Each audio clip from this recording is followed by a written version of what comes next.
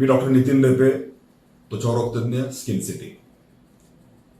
मध्य प्रदेशामध्ये एका लग्नामध्ये नववधूला हळद लावल्यानंतर त्याची रिॲक्शन आली.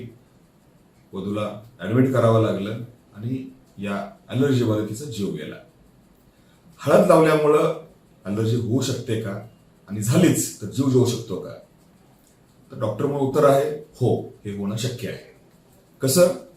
तर हळदीमध्ये कुर्कुमिन नावाचं जे घटक असतं त्याला खूप क्वचित, अगदीच दुर्मिळात दुर्मिळ गोष्ट ॲलर्जी येऊ शकते. ते खूप जास्त प्रमाणात रक्तात मिसळलं तर ॲलर्जी येते. परंतु ही रिॲक्शन येण्याचं दुसरं महत्वाचं कारण म्हणजे हळदीमध्ये होणारी भेसळ. ही भेसळ दोन प्रकारची असते. एक मेटॅनिल येलो नावाचं एक रसायन असतं जे वापरलं जातं की हळदीला पिवळा धमक रंग येण्यासाठी, त्याची रिॲक्शन येऊ शकते. आणि दुसरं, आपण हळदीचं उटणं बनवतो, त्याच्यामध्ये मग कापूर, चंदन, इतर बऱ्याच वनस्पती, फुलाच्या पाकळ्या या वापरून आपण उटणं बनवलेलं असतं.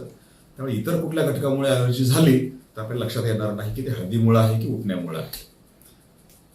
आणि रिॲक्शन येण्याचे दोन प्रकार असतात. एक असतो की आता अतिशय तीव्र अनाफायलॅक्सिस, जसं पेनिसिनला रिॲक्शन येते आणि ताबडतोब बीपी कमी होऊन हृदय बंद पडतं, श्वास बंद पडतो. अशी तीव्र रिॲक्शन हळदीला येणं हे खूप दुर्मिळ आहे. पण दुसऱ्या प्रकारची जी ॲलर्जी असते, त्वचेवर त्याचे रॅश आहेत, ते लाल चट्टे पडतात, काळे चट्टे पडतात. आपण महाराष्ट्रातल्या खंडोबाच्या, ज्योतिबाच्या मंदिरामध्ये बऱ्याचदा विकला जाणारा भंडारा, त्यामध्ये ही केमिकलची, रसायनाची भेसळ असते आणि त्यामुळे कपाळावर भंडारा लावला तर ती स्किनला रिॲक्शन येते, काळे डाग पडतात. आपण पाहिलं असेल बऱ्याच ठिकाणी. त्यामुळे प्युअर शुद्ध हळदीमुळे रिॲक्शन येणं हे खूप दुर्मिळ आहे आणि हळदीमधल्या रसायनाच्या भेसळीमुळे रिॲक्शन येणं हे खूप कॉमन आहे. काय कराल? लग्नामध्ये हळद वापरायची असेल तर शक्यतो घरात दळून स्वतःच्या नजरेसमोर तयार केलेली हळद वापरा, शुद्ध हळद.